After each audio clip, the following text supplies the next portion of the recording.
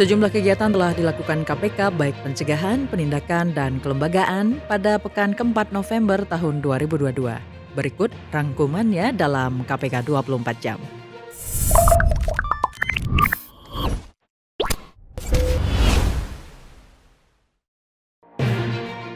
KPK melantik 707 pegawai pada jabatan fungsional KPK di Gedung Merah Putih KPK. Pelantikan dilakukan oleh Sekretaris Jenderal KPK Cahya H. Harefa. Para pejabat fungsional yang dilantik terdiri dari 356 penyelidik pemberantasan tindak pidana korupsi, 45 penyidik pemberantasan tindak pidana korupsi, 209 analisis pemberantasan tindak pidana korupsi, dan 97 pranata pemberantasan tindak pidana korupsi.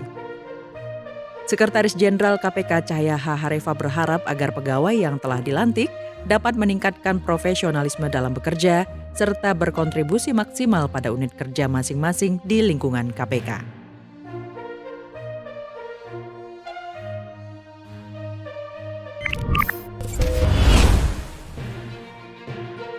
SL tenaga ahli DPR fraksi Partai Amanat Nasional atau PAN yang juga menjabat Ketua Harian Dewan Pimpinan Daerah atau DPD PAN Subang ditetapkan sebagai tersangka dalam dugaan tindak pidana korupsi berupa penerimaan hadiah atau janji oleh penyelenggara negara atau yang mewakili terkait pengurusan dana perimbangan pada APBNP 2017 dan APBN 2018. KPK selanjutnya melakukan penahanan terhadap tersangka SL selama 20 hari pertama di rutan KPK pada Kafling C1 Gedung Pusat Edukasi Anti Korupsi.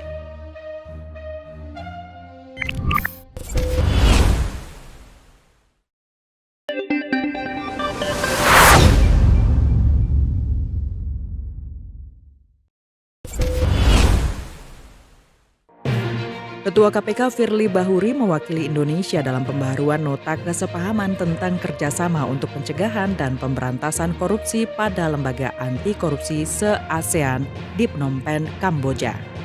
Penandatanganan dilakukan oleh 10 perwakilan dari lembaga anti korupsi di ASEAN melalui pertemuan tingkat tinggi antar negara-negara ASEAN yang tergabung dalam lembaga anti korupsi se-ASEAN atau ASEAN Pact. MOU tersebut berisi kerjasama konkret untuk memperkuat upaya kolaboratif dalam penanggulangan korupsi dan meningkatkan kapasitas kelembagaan para pihak dalam mencegah dan memberantas korupsi. Kerjasama ini merupakan pembaharuan terhadap dokumen sebelumnya yang ditandatangani di Jakarta pada tanggal 15 Desember 2004 oleh 4 negara founding termasuk Indonesia.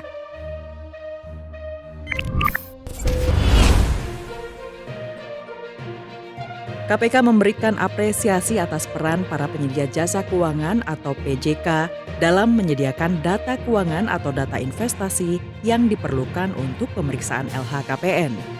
Apresiasi ini juga diberikan atas implementasi penggunaan aplikasi PEDAL atau platform pertukaran data secara elektronik yang dilakukan oleh Direktorat PP LHKPN KPK dan PJK.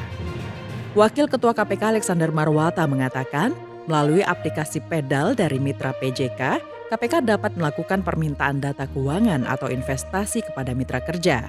Dan sebaliknya, PJK dapat mengakses e-announcement LHKPN dengan mudah untuk kebutuhan Politically Exposed Person atau PEP. Pertukaran data secara elektronik melalui aplikasi PEDAL berguna untuk memitigasi kebocoran data dan untuk mempermudah tracking permintaan serta pemenuhan data dari kedua belah pihak.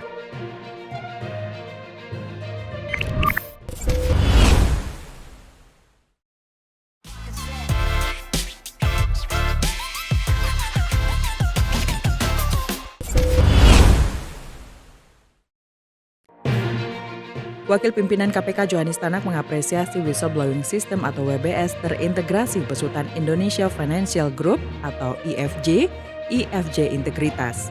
Dia menuturkan KPK melalui Direktorat Pelayanan dan Pengaduan Masyarakat KPK telah memulai program WBS terintegrasi pada tahun 2021 bersama BUMN. Melalui WBS terintegrasi, diperoleh transparansi dan integritas dalam penanganannya, serta sistem yang lebih menjamin kerahasiaan dan perlindungan terhadap pelapor.